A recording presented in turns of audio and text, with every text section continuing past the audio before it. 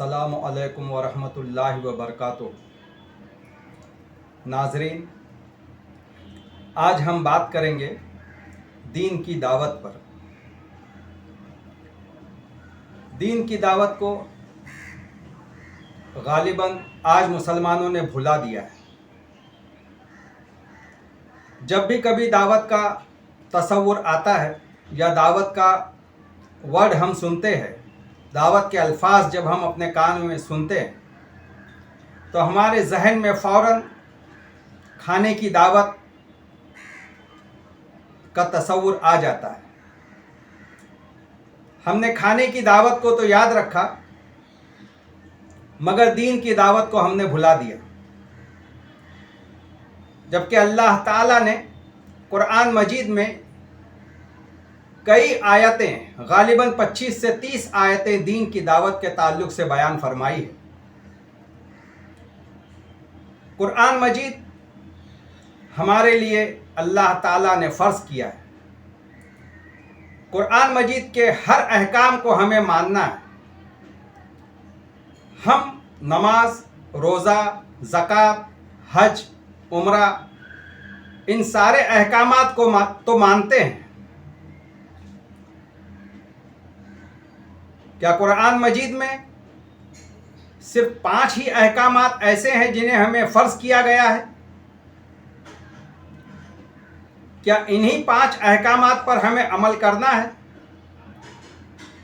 باقی کے احکامات کو ہمیں چھوڑ دینا ہے؟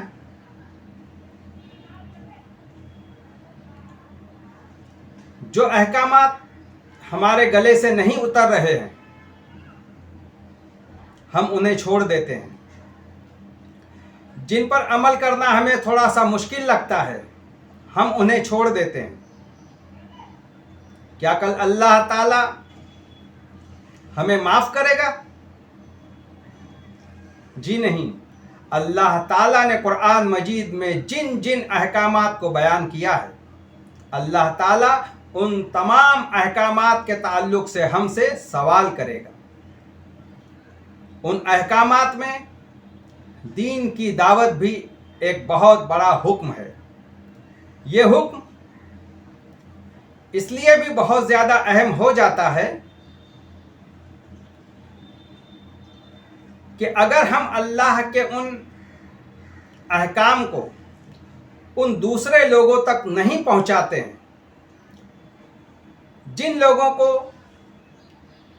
اللہ کے تعلق سے کوئی علم نہیں ہے، جو اللہ کو تو جانتے ہی نہیں ہے، انسان ہیں مگر اللہ کو جانتے نہیں ہیں، اللہ کے رسول کو جانتے نہیں ہیں، کل مرنے کے بعد قیامت میں اللہ تعالی ہم سے سوال جواب کرے گا، اس بات کو بھی وہ جانتے نہیں ہیں۔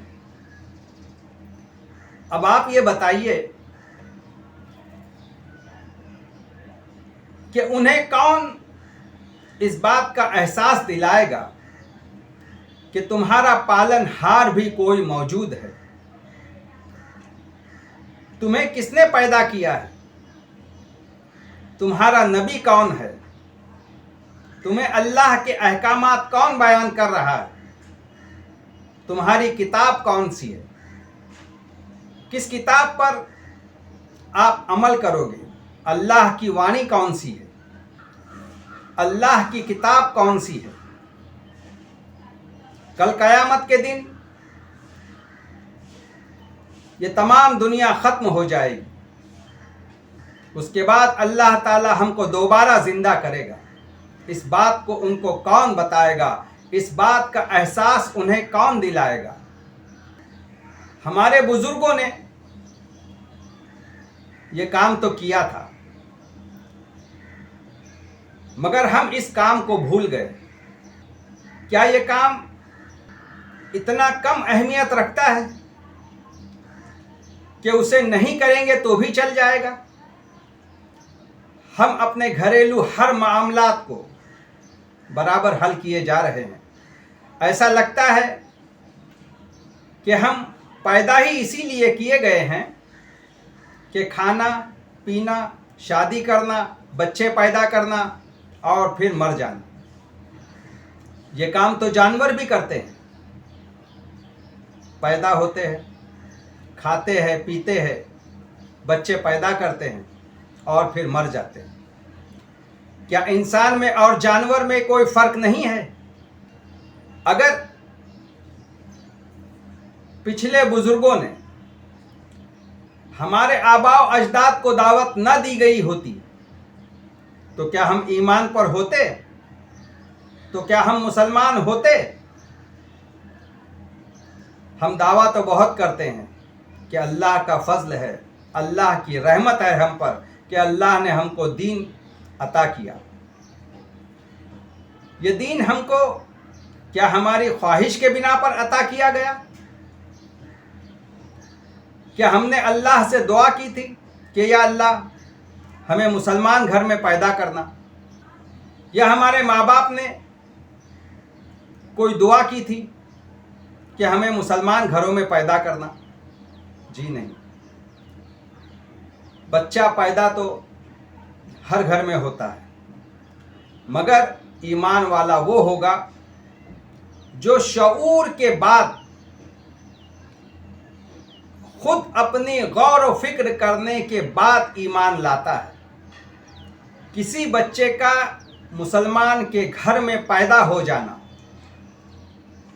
مسلمانیت نہیں ہے، بلکہ اس کو شعور میں آنے کے بعد اگر وہ اللہ کو ایک مانتا ہے، حضور صلی اللہ علیہ وسلم کو اپنا نبی اور رسول مانتا ہے اور تمام نبیوں کو اپنا نبی مانتا ہے، اللہ کی کتابوں کو اپنی کتاب مانتا ہے اور کل قیامت کے بعد دوبارہ زندہ ہونے کو حق جانتا ہے، وہی ایمان پر ہے۔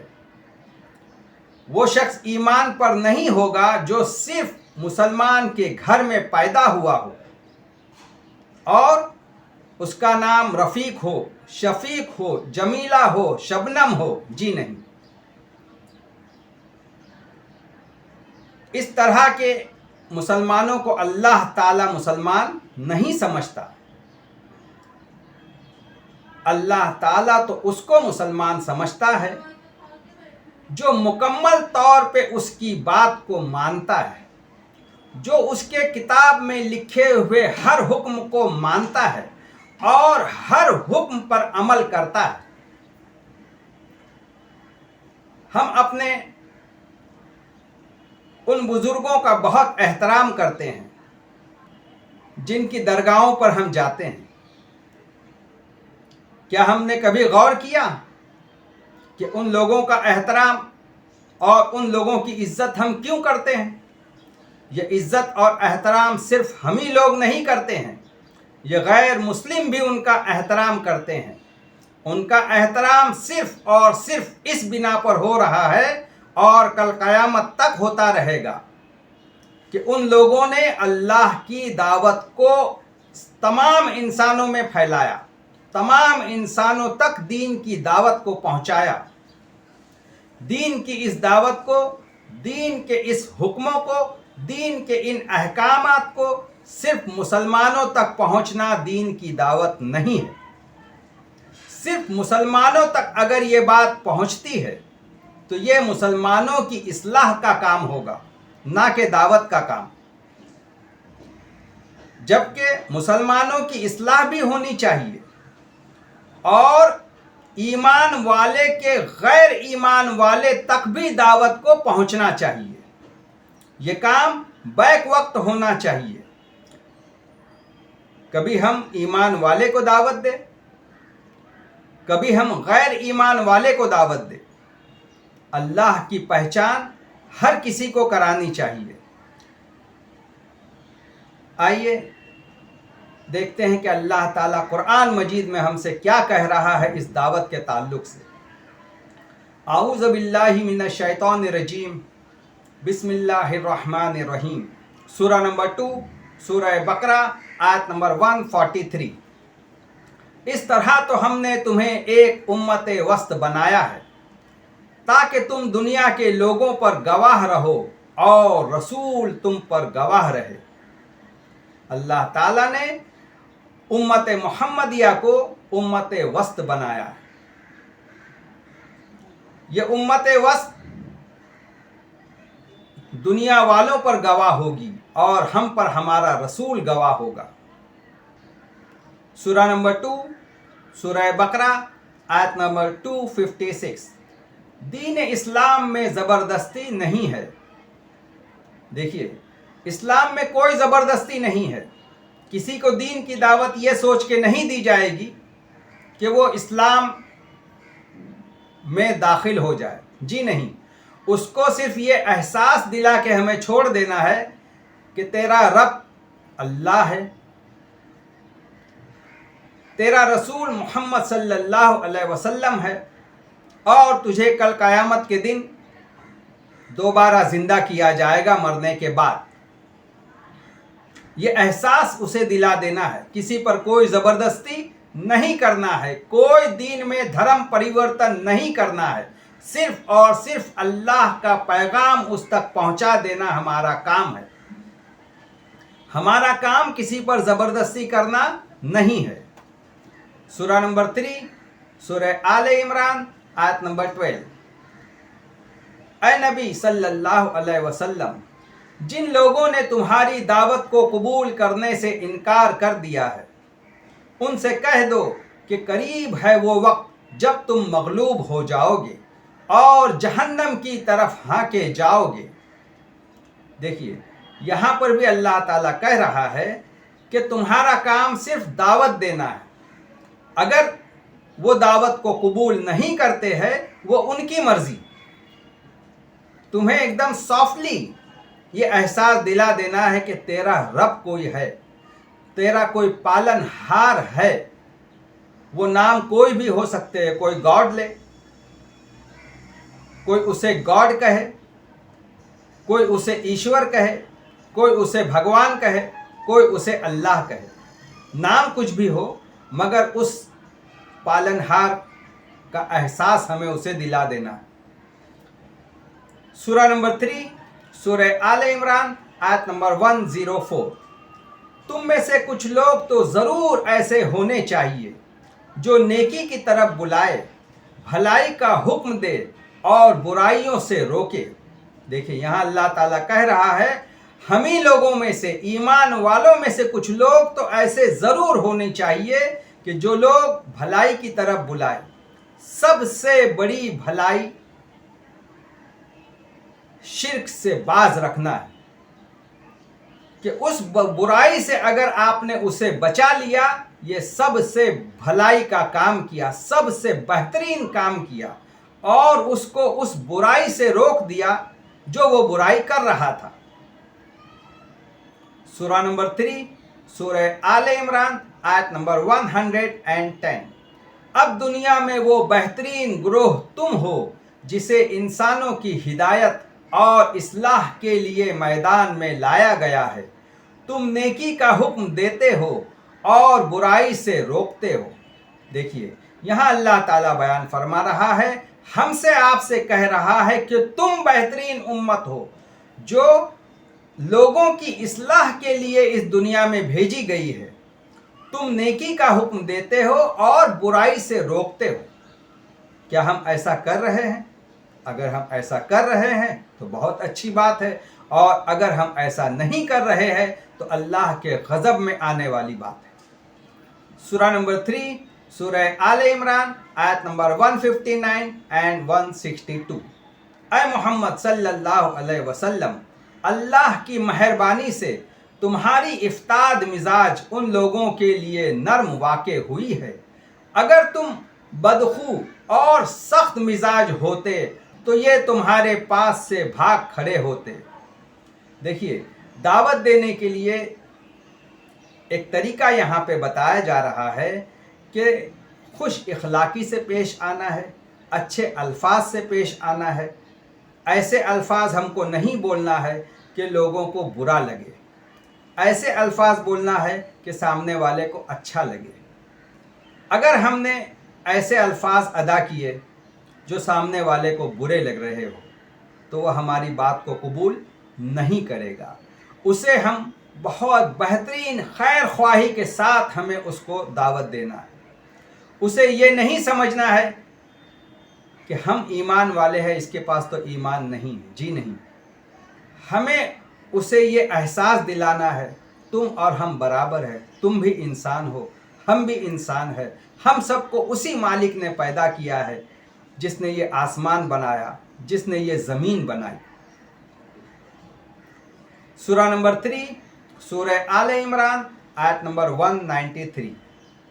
مالک، ہم نے ایک پکارنے والے کو سنا جو ایمان کی طرف بلاتا تھا اور کہتا تھا کہ اپنے رب کو مانو. کیا ہم یہ کہہ رہے ہیں؟ اگر ہم یہ کہہ رہے ہیں تو بہت اچھی بات ہے. سورہ نمبر 4 سورہ نساء آیت نمبر 63. ان لوگوں کے دلوں میں جو کچھ ہے اللہ اس کو خوب جانتا ہے. تم ان کی باتوں کا خیال نہ کرو اور انہیں نصیحت کرو اور ان سے ایسی باتیں کہو جو ان کے دل پر اثر کر جائے. سورہ نمبر 4 سورہ نساء آیت نمبر 133. اگر اللہ چاہتا تو تم لوگوں کو ہٹا کر تمہاری جگہ دوسری قوم کو لے آئے، اور وہ اس کی پوری قدرت رکھتا ہے. اگر ہم دین کی دعوت کا کام نہیں کریں گے تو اللہ تعالی ہمیں ہٹا دے گا اور ہماری جگہ کسی دوسری ایسی قوم کو لے آئے گا جو ہم جیسے نہیں ہوں گے. سورہ نمبر 5 سورہ مائدہ آیت نمبر 67. اے رسول، جو کچھ تمہارے رب کی طرف سے تم پر نازل کیا گیا ہے وہ لوگوں تک پہنچا دو. اگر تم نے ایسا نہ کیا تو اس کی رسالت کا حق ادا نہ کیا. اللہ تم کو لوگوں کے شر سے بچانے والا ہے. اب یہاں اللہ تعالی ہم سب لوگوں کو کہہ رہا ہے کہ جو کچھ تمہارے رب کی طرف سے تم پر نازل کیا گیا، یعنی یہ قرآن، اس قرآن کو ان لوگوں تک پہنچا دو جو قرآن کے تعلق سے کچھ بھی نہیں جانتے. اور اگر تم نے ایسا نہیں کیا تو تم نے رسالت کا کام انجام نہیں دیا. اور کچھ لوگ ڈرتے ہیں کہ اگر ہم ایسا کام کریں گے تو ہم کسی کی گرفت میں آ جائیں گے، مگر یہاں اللہ تعالیٰ اس آیت میں کہہ رہا ہے کہ اللہ تعالیٰ تم کو لوگوں کے شر سے بچائے گا. دعوت کا مطلب یہ بھی نہیں ہے کہ 4 10 25 لوگ جمع ہو کر چلے جائیں اور اسپیشلی کچھ دعوت دینے کے لیے کچھ بوجھے باجے لے کر اور اس حلیے میں جائیں کہ یہ لوگ پہچانے جائیں کہ یہ لوگ کون ہیں. جی نہیں، دعوت اس طرح نہیں دینی ہے، بلکہ آپ جس مقام پر ہو، جس حلیے میں ہو، جس پوزیشن پر ہو، کوئی ڈاکٹر ہے تو وہ اپنی ڈاکٹری میں اپنا کام انجام دے،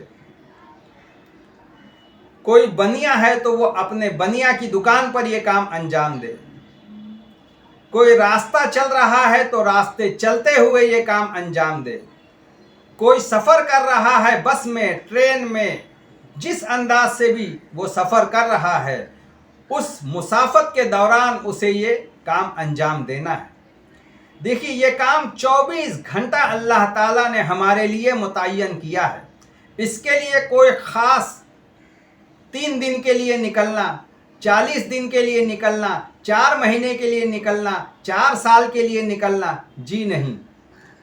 اسپیشلی ہم کو دعوت کے لیے نہیں نکلنا ہے، بلکہ ہم جہاں ہے، جس حال میں ہے، جس پوزیشن پر ہے اور جہاں جس موسم میں ہے، ہم کو وہاں دعوت کا کام انجام دینا ہے. یہ ہم تمام لوگوں پر فرض ہے. سورہ نمبر 6 سورہ انعام آیت نمبر 44 and 45. جب انہوں نے اس نصیحت کو جو انہیں کی گئی تھی بھلا دیا تو ہم نے ہر طرح کی خوشحالیوں کے دروازے ان کے لیے کھول دیے، یہاں تک کہ جب وہ ان بخششوں میں جو انہیں عطا کی گئی تھی خوب مگن ہو گئے تو اچانک ہم نے انہیں پکڑ لیا اور اب حال یہ تھا کہ وہ ہر خیر سے مایوس تھے۔ اس طرح ان لوگوں کی جڑ کاٹ کر رکھ دی گئی جنہوں نے ظلم کیا تھا۔ اب دیکھیے اس آیت میں اللہ تعالیٰ ہم لوگوں سے مخاطب ہے، ہم سے، آپ سے اللہ تعالیٰ کہہ رہا ہے کہ اگر تم دین کا کام نہیں کرو گے تو ہم تمہارے لیے دنیا کے دروازے کھول دیں گے۔ دنیا تو ہمارے قدموں میں آ جائے گی اور پھر ہم اسی دنیا میں مگن ہو جائیں گے اور اس دعوت کے کام کو ہم بھول جائیں گے، اور ہم نے ایسا ہی کیا۔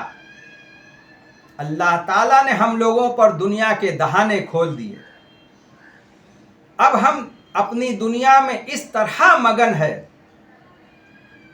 کہ کوئی جھوپڑے میں رہتا ہے تو اس کی نیت یہ ہے کہ میں فلیٹ میں چلے جاؤں، اگر کوئی فلیٹ میں رہتا ہے تو اس کی نیت یہ ہے کہ میں بنگلے میں چلے جاؤں، اگر کوئی بنگلے میں رہتا ہے تو اس کی سوچ یہ ہے کہ وہ فارن میں چلا جائے، کسی اچھی کنٹری میں چلا جائے۔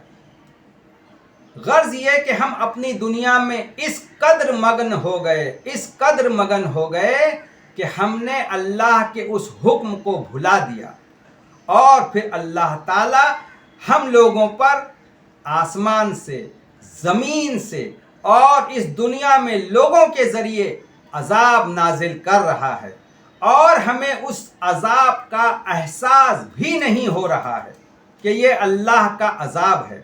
لوگ طرح طرح سے سوچ رہے ہیں کہ مسلمانوں پر یہ جو مصیبتیں ساری دنیا میں آئی ہوئی ہے، ان مصیبت کا چھٹکارا کس طرح ہو۔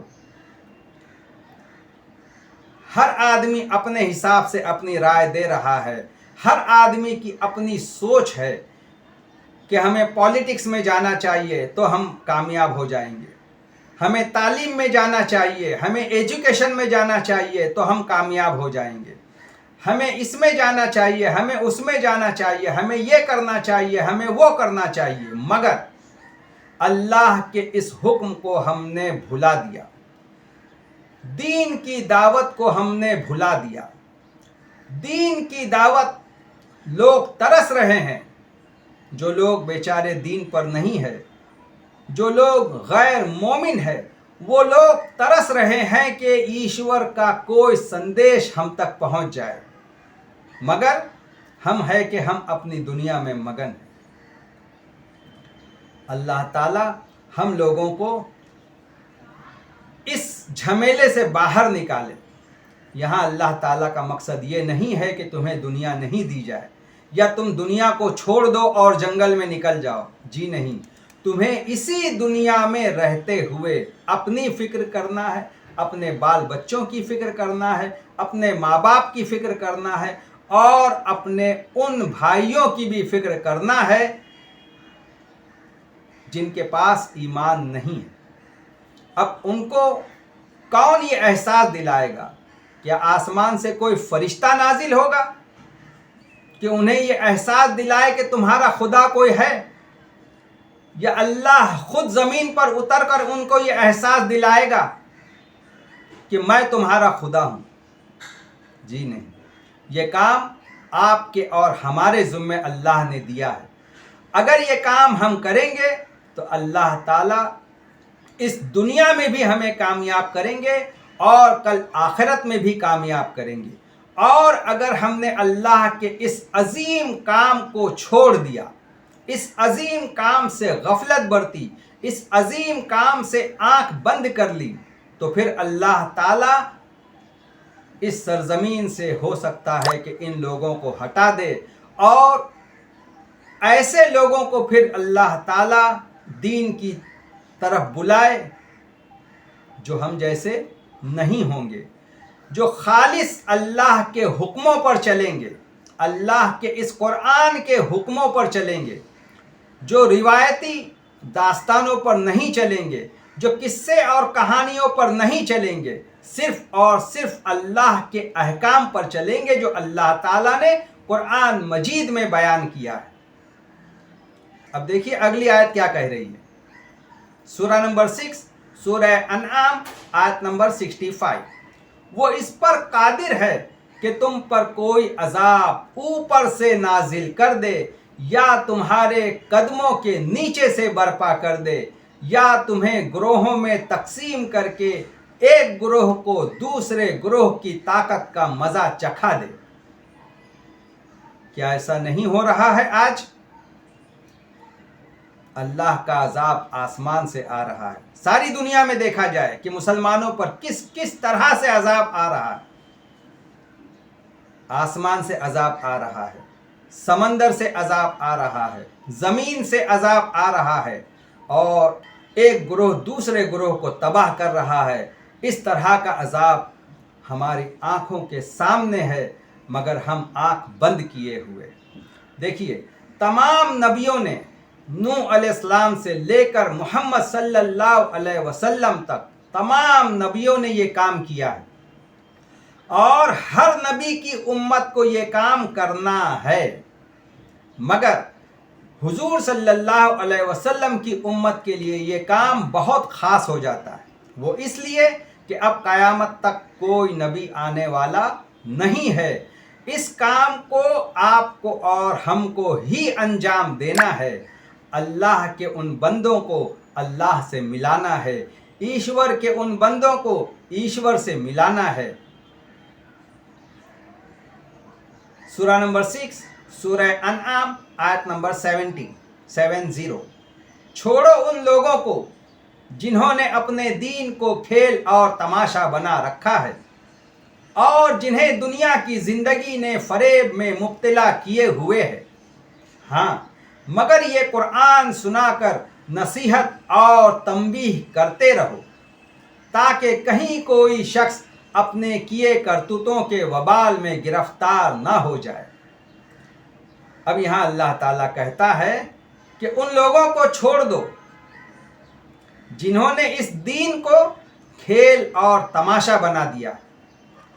یہ ایمان والوں کے لیے کہا جا رہا ہے کہ ایمان والوں نے اس دین کو کھیل اور تماشا بنا دیا ہے۔